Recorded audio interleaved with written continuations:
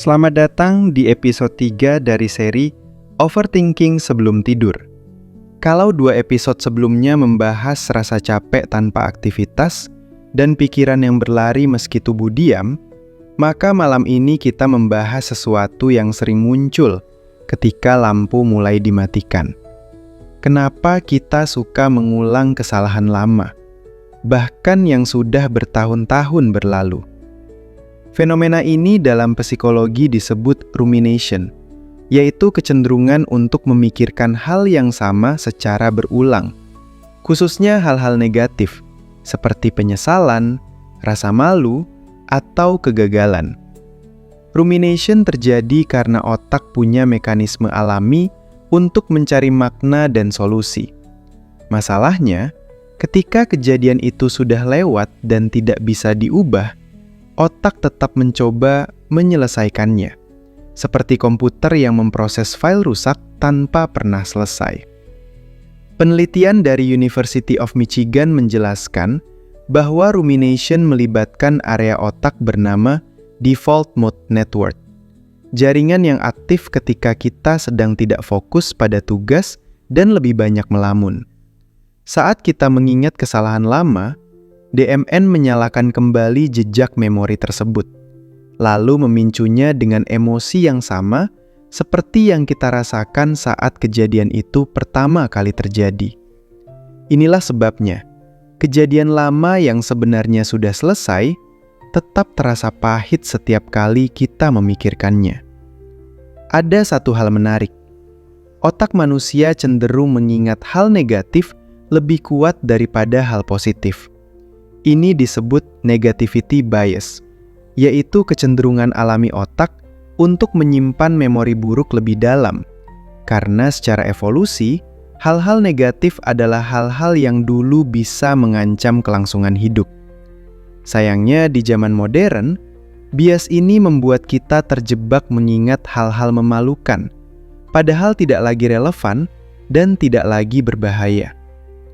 Rumination juga sering dipicu oleh kebutuhan untuk mengontrol sesuatu. Ketika kita melakukan kesalahan, terutama kesalahan yang melibatkan orang lain, otak ingin memperbaiki situasi itu. Otak ingin kembali ke masa lalu dan memilih versi tindakan yang lebih baik. Padahal, secara logika kita tahu itu mustahil. Namun bagian emosional otak tetap mencoba mencari pintu masuk yang sebenarnya tidak ada. Hal lain yang memperburuk kondisi ini adalah rasa bersalah yang tidak pernah benar-benar kita selesaikan. Dalam psikologi, ini disebut unresolved guilt. Rasa bersalah yang tetap hidup karena tidak pernah diakui atau diberi ruang untuk dipahami. Ketika rasa bersalah ini tidak terselesaikan, otak berusaha memprosesnya secara berulang, sehingga memori masa lalu terus muncul tanpa diundang. Rumination juga sering berasal dari standar diri yang terlalu tinggi. Ketika kamu terlalu keras pada dirimu sendiri, kesalahan kecil bisa terasa seperti bencana besar. Otakmu mengulang kejadian itu seakan-akan kamu harus membayar atau menebus kesalahan tersebut. Padahal kamu sebenarnya hanya manusia, dan manusia wajar berbuat salah. Yang perlu kamu tahu adalah, mengulang kesalahan lama bukan berarti kamu bodoh, lemah, atau tidak bisa move on. Ini adalah mekanisme biologis dari otak yang masih mencoba memahami sesuatu yang dulu terasa berat.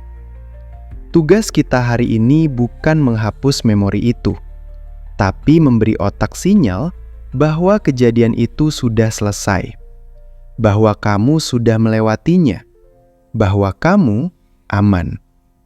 Di episode ini, kamu mungkin menyadari bahwa rumination bukanlah pilihan sadar.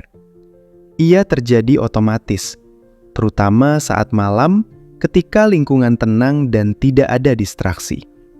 Dan mengerti proses ini adalah langkah pertama untuk mengurangi kekuatannya. Di episode 4, ketakutan tentang masa depan yang belum terjadi, kita akan membahas kenapa otak suka membayangkan masa depan yang menakutkan, bahkan sebelum kejadian apapun terjadi. Kalau kamu sering takut dengan hal-hal yang belum tentu terjadi, episode berikutnya akan banyak membantu. Sebelum kita tutup episode 3, ingatkan diri kamu satu hal. Kamu berhak untuk tidak dihukum oleh masa lalumu sendiri. Kamu telah bertahan sejauh ini, dan itu sudah cukup. Terima kasih sudah mendengarkan episode 3 dari Overthinking Sebelum Tidur. Kalau kamu merasa terbantu, jangan lupa follow, like, dan share channel audio inspiratif, supaya kamu tidak ketinggalan episode-episode mendalam lainnya yang membantu kamu tidur lebih tenang. Sampai jumpa di episode 4. Semoga malam ini pikiranmu lebih damai dan hatimu lebih ringan.